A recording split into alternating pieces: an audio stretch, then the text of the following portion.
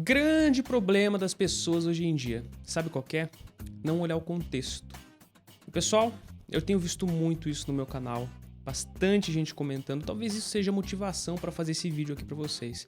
Muitas coisas, quando a pessoa não olha o contexto e quando ela tem um resultado, esse resultado é suficiente para fazer um reforço positivo para ela e reforçar a sua própria ignorância. E deixa eu explicar para vocês do que eu tô falando. Um exemplo. A gente sabe hoje que o principal fator responsável, protagonista do emagrecimento qual que é? Muito bem, déficit calórico. É você consumir menos calorias do que você gasta. Com isso você já consegue perder peso. De fato é assim, claro que daí existem as variáveis, mas esse é o principal protagonista. A gente também sabe que se o cara perder de 5 a 10% do seu peso corporal, e se ele estivesse com um peso alterado, com um nível de gordura perigoso para ele, que já causasse resistência insulínica, às vezes hipertensão, desfechos negativos relacionados a doenças crônicas, esse peso extra perdido que ele vai ter já melhora bastante o lipidograma dele, os exames laboratoriais, a resistência insulínica. Ótimo. Só que aí acontece o seguinte, chega um cara que resolveu falar o seguinte, cara, vou cortar arroz da minha dieta. Porque, beleza, resolvi cortar arroz. É difícil fazer mesmo, tem que ficar esperando. O cara cortou arroz da dieta. Com isso, ele não mudou a sua rotina, ele começou a fazer as mesmas coisas, ele só não come arroz, mas nas mesmas quantidades de comida. E com isso ele perdeu peso. Muito bem, existe o déficit calórico por conta que ele diminui a ingestão de arroz. Só que aí vai vir um argumento dele. Cara, você sabia que o arroz engorda? Eu cortei o arroz e eu emagreci. O arroz é um vilão da dieta, o arroz é um grande responsável. Será que a gente pode considerar esse argumento? E é claro que não, porque a gente sabe que isso foi uma variável dentro de um contexto. E o contexto foi o que contou. Outra pessoa, por exemplo, que leu um comentário numa revista falando que comer morango o dia inteiro emagrece. Então ela fez isso, ela comeu morango o dia inteiro, né? Haja morango também, né? Haja dinheiro para comprar tanto morango assim, dependendo de onde você tá comprando. E afim, ela conseguiu perder peso. E daí ela vai começar a falar para as outras pessoas o seguinte, eu perdi peso por causa que eu comi morango. Então olha que maravilha, a dieta do morango é a melhor dieta do mundo. Pessoal, isso é reforçador e isso reforça a ignorância das pessoas. A mesma coisa acontece com o pessoal, famoso pessoal do jejum. Que no meu vídeo, as pessoas vivem comentando atualmente, já estou há 15 dias, já estou há 20 dias, já estou há 30 dias. Esse cara é um babaca, esse cara tá com medo de perder o emprego, é patrocinado pela Nestlé. Meu Deus do céu, gente do céu.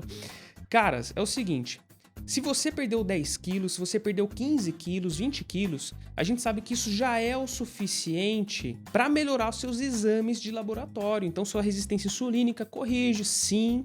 Mesmo que tenha sido uma conduta extremamente agressiva, isso vai melhorar sim a sua saúde e a sua glicemia. Porém, olha, você aí do jejum, você do comentário, eu te convido, vem no meu consultório, eu pago o exame de bioimpedância para você, a gente faz juntos o exame aqui de graça. Antes e depois desse procedimento, eu duvido que você tenha uma composição corporal favorável depois desse processo, porque a gente sabe que não tem.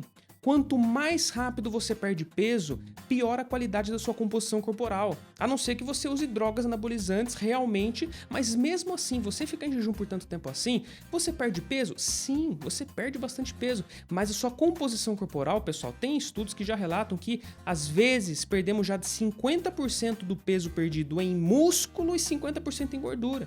10 quilos que ela perdeu 5 quilos de massa livre de gordura e 5 quilos de gordura. Isso não é nada positivo. Isso não é a solução para a obesidade. A gente já explicou isso, fizemos um vídeo basicamente analisando as justificativas para a prática do jejum e pasmem vocês que os principais charlatões, na verdade, que falam sobre benefícios miraculosos, eles não falam sobre emagrecimento.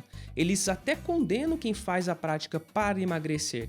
Eles falam sobre outras coisas que a gente discutiu também e refutamos algumas coisas ali, porque é bastante exagero sim, não existe respaldo, tá bom? Se você tem respaldo, publique então aqui guias alimentares, publique revisões sistemáticas que a gente vai ler todas para vocês. Isso eu garanto, beleza? Não é questão de, eu acho que é isso, opinião. Não, literatura científica, pessoal, é acessar, é ver o que a gente produziu na ciência. Então hoje a gente não tem respaldo para a essencialidade de jejum. tá bom? O jejum prolongado. Pode ser que adapte um jejum intermitente para alguém, pela rotina, tudo bem.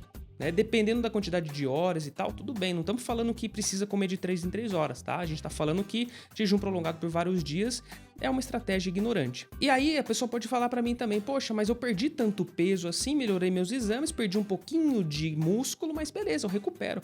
Gente, não é fácil recuperar músculo, tá? Não é fácil ganhar massa muscular. Quanto mais idade você tem, maior a tendência de depletar a quantidade de massa muscular. E essa é a grande diferença dos cases de sucesso em pessoas que conseguiram emagrecer de forma sustentável e as outras pessoas que não conseguiram. Pessoas que se engajam em programas de atividade física e fazem restrições calóricas moderadas, com bastante ingestão de proteína, fracionamento dietético, isso faz com que no final do processo ela tenha uma perda de gordura. Pode ser a longo prazo que eu digo 5, 6 meses, tá bom? Não é questão de anos, não. Às vezes 6 meses é o suficiente já. A pessoa perde gordura e no final tem uma massa livre de gordura maior.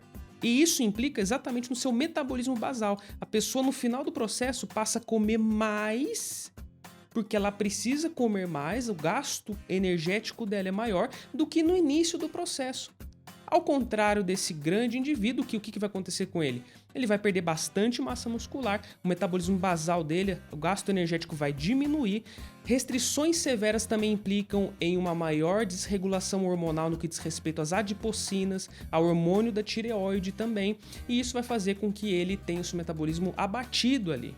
Então o que vai acontecer? Vai ficar flácido, tá? Porque vai perder massa muscular. Então isso é de fato importante. E o pouco que essa pessoa comer depois que ela voltar a comer vai ser o suficiente para ela já ganhar peso.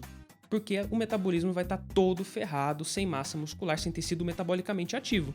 O que vai acontecer? A pessoa vai voltar e fazer jejum tudo novamente. E ela vai começar a comer menos. Quando ela come menos, ela também ingere quantidades menores de micronutrientes. Isso vai depletando um pouco mais estoques de vitamina, de mineral. E, gente, isso é uma bola de neve para você ferrar o seu estado nutricional. Então, tenham responsabilidades vocês profissionais que falam sobre condutas agressivas. Por quê? Porque o profissional da saúde ele tem que avaliar o paciente, tem que saber a rotina, tem que fazer anamnese, tem que se embasar em exame laboratorial, exame físico, em inquéritos alimentares. Não é simplesmente pegar uma dieta da gaveta e dar para a pessoa. Então, se eu tô um pouco revoltado nesse vídeo, na verdade, é porque eu vejo que hoje as pessoas elas viram papagaios da informação, elas repetem aquilo que o grande ídolo delas falam, sem nem saber o que significa. A gente vive tempos realmente difíceis de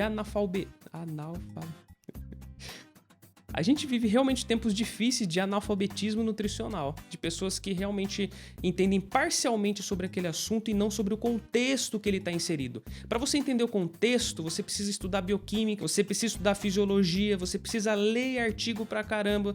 E daí as pessoas começam a acreditar um pouquinho que elas têm autonomia para fazer escolhas sozinhas com esse conhecimento que é superficial, que é uma variável e não um contexto.